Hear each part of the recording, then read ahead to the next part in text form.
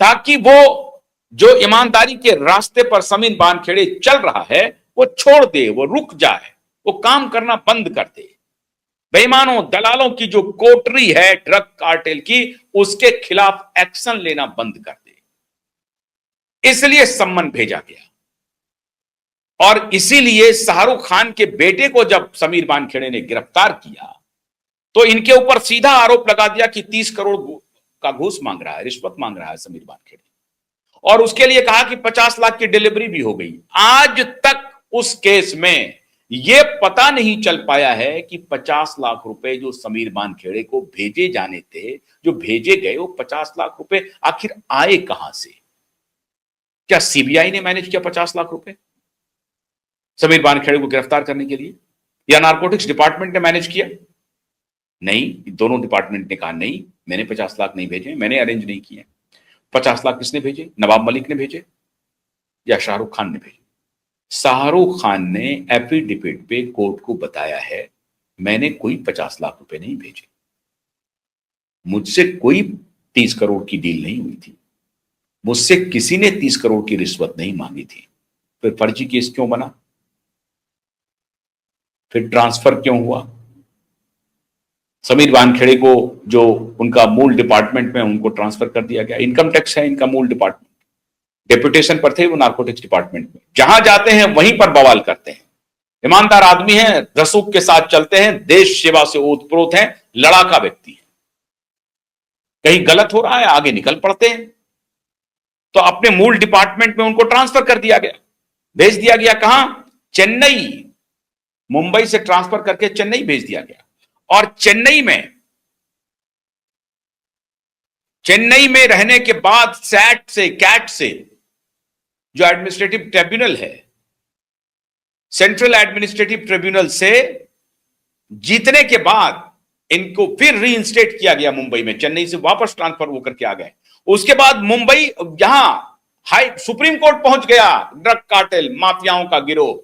और यहां से कोई ना कोई तिकड़म लगा करके सुप्रीम कोर्ट से कुछ ऑर्डर ले लिया इनके खिलाफ कि इंक्वायरी होनी चाहिए।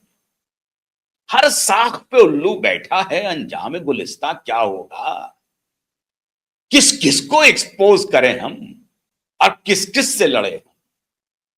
दिक्कत तो यह है मित्रों, ये दलालों की चौकड़ी में करे क्या?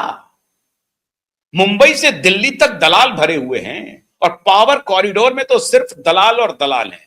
श्रीमान नरेंद्र दामोदर दास मोदी बड़ी बड़ी बात कर रहे हैं, बड़ी बड़ी बात कर रहे हैं, प्रधानमंत्री हैं हम, हमने ये कर दिया, हमने वो कर दिया, हमने वो कर दिया। अरे 5 साल में क्या किया इस केस का? बताओ तो सही। अब बताएंगे नहीं, मुंह पर चुप्पी, चुप्पी है। और जो ईमानदार ऑफिसर है उसके खिलाफ एक्शन करवा दो, सुप्रीम कोर्ट से करवाओ, इधर से करवाओ, उधर से करवाओ। ये तो भला हो हाई कोर्ट का, मुंबई हाई कोर्ट का, जिन्होंने इंटेंशन को भांप लिया। ये खेल तो बड़ा है। क्या पता सत्तारूढ़ पार्टी के लोग शामिल हों, क्या पता अपोजिशन का पूरा कुनबा शामिल हो। सत्तारूढ़ पार्टी के कितने लोग शामिल हैं मुझे नहीं मालूम, लेकिन अगर अपोजिशन का पूरा कुनबा शामिल है तो वो चैन से तो बैठेगा नहीं, वो तो दिन रात तिकड़म भिराएगा। दलाली अदालत के अंदर हो रही है, दलाली पावर कॉरिडोर में हो रही है। कौन सा डिपार्टमेंट बचा है जहां दलाली बची नहीं है? एक ईमानदार ऑफिसर है जो देश सेवा में लगा हुआ है। हमारे गृह मंत्री जी बड़ी बड़ी बात कहते हैं, सुप्रीम कोर्ट से उनके खिलाफ आदेश हो जाता है। यह और बात है, गृह मंत्री जी को रिइंस्टेट करना पड़ा इन्हें। अरे भाई, पॉलिटिक्स की बारीकी कॉमन मैन के समझ में आती नहीं है। आपका क्या खेल चल रहा है आप खेलिए, कौन रोक रहा है आपको खेलने से? लेकिन सवाल है कि किसी ईमानदार ऑफिसर को इतना आप डिसर्टन करेंगे, वो क्या काम करेगा? और फिर दूसरे ईमानदार ऑफिसर के लिए क्या स्कोप बचता है? संस्थागत तरीके से किसी भी ईमानदार ऑफिसर को काम करने में, सिस्टम में रह करके मुश्किल हो गया है। और अगर वो काम करना चाहे तो उसका वही सिस्टम उसे तबाह करने के लिए पूरी तैयारी कर लेता है। समीर वानखेड़े उसी का उदाहरण है मित्रों। और इसी के तरफ मुंबई हाईकोर्ट ने कल कहा कि अननोन पत्र पे आपने 11 सम्मन भेज दिए।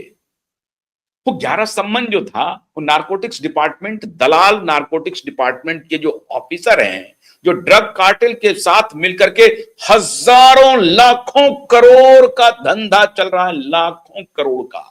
ये 1000 करोड़ का खेल नहीं है। अरे 13,000 करोड़ का तो ड्रग्स एक बार में पकड़ाता है। दिल्ली में अभी कुछ दिन पहले पकड़ाया था 13, सब मैंने सबके बारे में आपको डिटेल दिया हुआ है।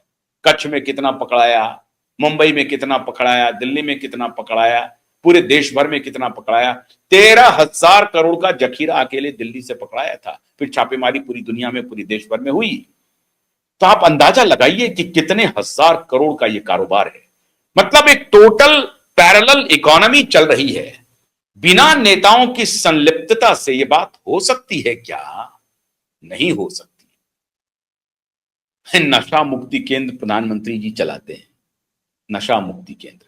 बार बार प्रधानमंत्री कहते हैं मुझसे अगर गलती हो जाए तो मुझे ऐसे टांग देना, वैसे टांग देना, ये कर देना, वो कर देना। देखिए प्रधानमंत्री जी, आपकी बहुत बातों का मैं समर्थन करता हूं, बहुत बातों का। आपके लिए एक बोनांजा यह है कि चरित्रहीन विपक्ष आपके सामने खड़ा है। उसका कोई चरित्र नहीं है, लॉस्ट अपोजिशन। आप एक ऐसे फेज में हैं जहां एक थर्ड क्लास चरित्रहीन अपोजिशन आपके सामने खड़ा है। अब इसका लाभ आपको मिल रहा है। रही सही कसर ये प्रशांत किशोर और केजरीवाल ने पूरी कर दी। कोई ईमानदार व्यक्ति राजनीति में आ नहीं सकता। आएगा तो उसे चारों तरफ से दबा देंगे, फंसा देंगे। हो सकता है कोई आ जाए, लेकिन उसे फिर फंसाने की कोशिश करेंगे, क्योंकि वो षड्यंत्र, पॉलिटिक्स का आखिरी हथियार तो षड्यंत्र ही है ना। उसे षड्यंत्र करके तबाह कर देंगे, फंसा देंगे। लेकिन केजरीवाल जैसा व्यक्ति तो अगली कितनी पीढ़ी तक, मुझे मालूम नहीं है कि कितने पीढ़ियों तक इसका यह प्रभाव रहेगा। कोई ईमानदार व्यक्ति हिम्मत भी कर पाएगा राजनीति में एंटर करने की या नहीं। अब इसका बोनांजा हमारे मोदी जी उठा रहे हैं। मोदी जी की कुछ बातें अच्छी लगती हैं, उसकी तारीफ मैं करता हूं, लेकिन मोदी जी की कुछ बातें बहुत बुरी लगती हैं, बहुत बुरी लगती हैं। बिल गेट्स के साथ जो आपके रिश्ते हैं ना, वो बहुत बुरा है। और बिल गेट्स का जो इन चौकड़ी वालों के साथ रिश्ते हैं ना, वो भी बहुत बुरा है। और बड़ी पीड़ा के साथ मुझे ये कहना पड़ रहा है प्रधानमंत्री मोदी जी कि बिल गेट्स को इस बार तो आपने भगाया, लेकिन ये कार्टेल बहुत बड़ा है। और अगर आपकी नीयत साफ है तो ड्रग कार्टेल के ऊपर एक पैरेलल कुठाराघात कीजिए। ये खाली कोर्ट के तरफ से संज्ञान लिया जाएगा, अदालत आदेश देगा, अदालत के आदेश पर सिर्फ हम चर्चा कर लेंगे। मीडिया को भी कोई फुर्सत नहीं है इस अदालत के इस आदेश की चर्चा करने की। हमें तो है, हम तो लगे हुए हैं, हम तो भिड़े हुए हैं, हम तो पीछे पड़े हुए हैं। हमें तो कहीं कुछ मिलता है तो हम आप दर्शकों से शेयर करते हैं और आप सबको बेनकाब करते हैं। गलती होती है तो बेनकाब करते हैं, डंके की चोट पर करते हैं। तो समीर बानखेड़े के पीछे क्यों लग गए हैं सब लोग? ये बतलाता है कि ड्रग कार्टेल इतना रसूखदार है कि वो किसी को न्याय नहीं पाने देगा। लेकिन ऊपर वाले की लाठी में चोट नहीं होती है, आवाज नहीं होती। चोट तो होती है, आवाज नहीं होती। तो धीरे धीरे आवाज अब आने भी लगेगी। आप चिंता मत कीजिए, चोट बहुत जोर की लगने वाली है। अभी तो हाईकोर्ट का आदेश आया, समीर बानखेड़े के पक्ष में आया, और वो नवाब मलिक जो फंसाने के लिए षड्यंत्र कर रहे हैं, अब नवाब मलिक को जवाब देना पड़ेगा। और उनके इशारे पर नारकोटिक्स डिपार्टमेंट के जो लोग काम कर रहे हैं उनको जवाब देना पड़ेगा, दलाल और भ्रष्ट ऑफिसरों को जवाब देना पड़ेगा। तो ये मामला तो रुकेगा नहीं, कोई ना कोई तो न्याय होगा, कहीं ना कहीं प्राकृतिक न्याय तो होगा। आज समीर बानखेड़े के साथ प्राकृतिक न्याय हो रहा है, और ये सब दिशा सुशांत के आरोपियों को, अपराधियों के लिए कड़ी चेतावनी है कि वो वक्त दूर नहीं है जब तुम भी सलाखों के पीछे होगे। बहुत बहुत शुक्रिया, नमस्कार।